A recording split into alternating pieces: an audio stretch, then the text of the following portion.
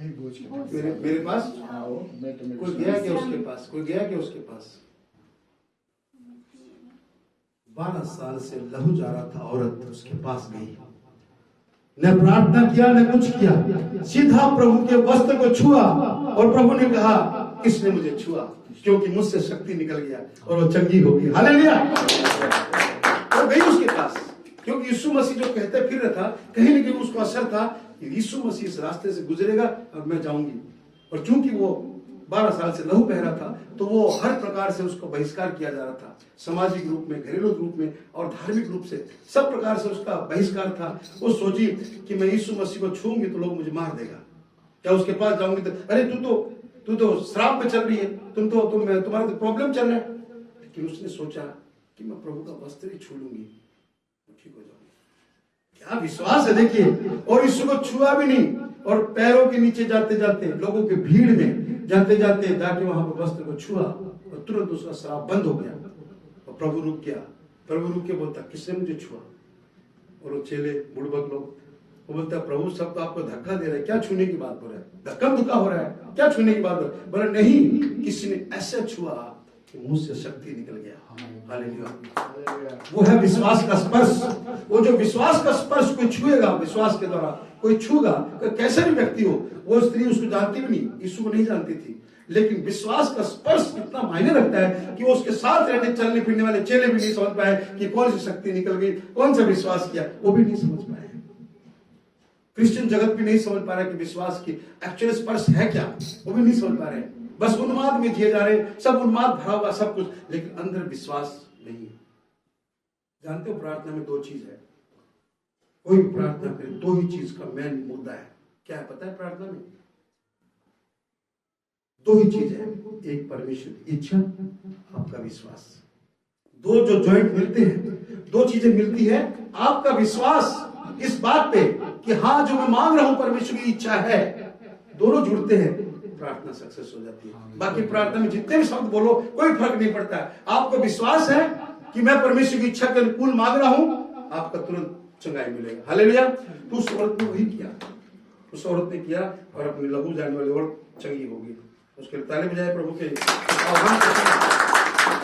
ये तो हो गया भौतिक रूप से। एक भौतिक रूप में जो परेशानी है उसके लिए यीशु मसीह क्या बोला? बोझ के थके लोग मांदे लोगों मेरे पास आओ। अब पाप के आत्मिक प्रभाव के बारे में जानेंगे। उसके लिए अनुग्रह क्या करता है? पाप के आत्मिक प्रभाव के लिए अनुग्रह क्या करता है?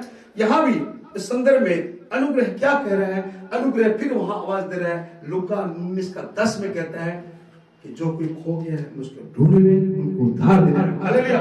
यहां पर आत्मिक रूप में उद्धार भी देना है।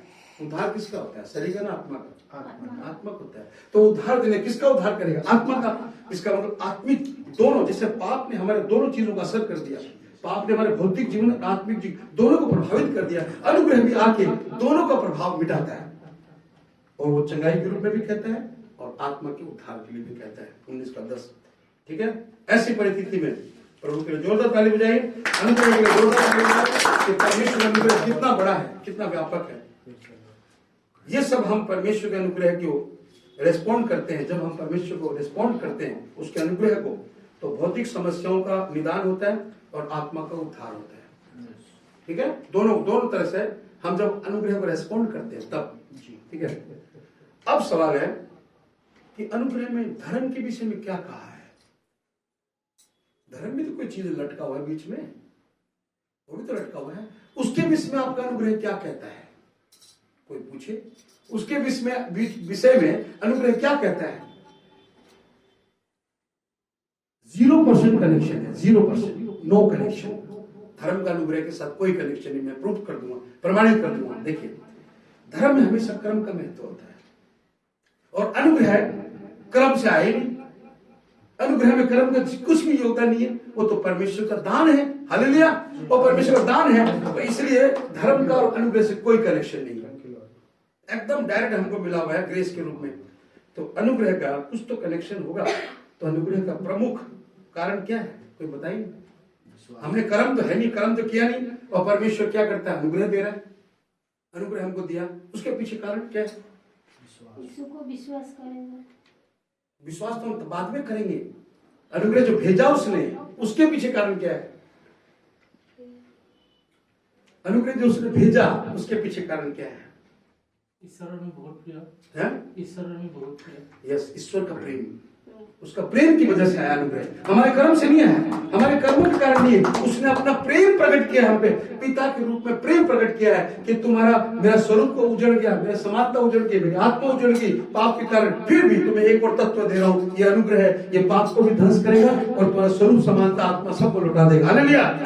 ये है परमेश्वर का प्रेम। उस प्रेम के लिए क्या किया उसने?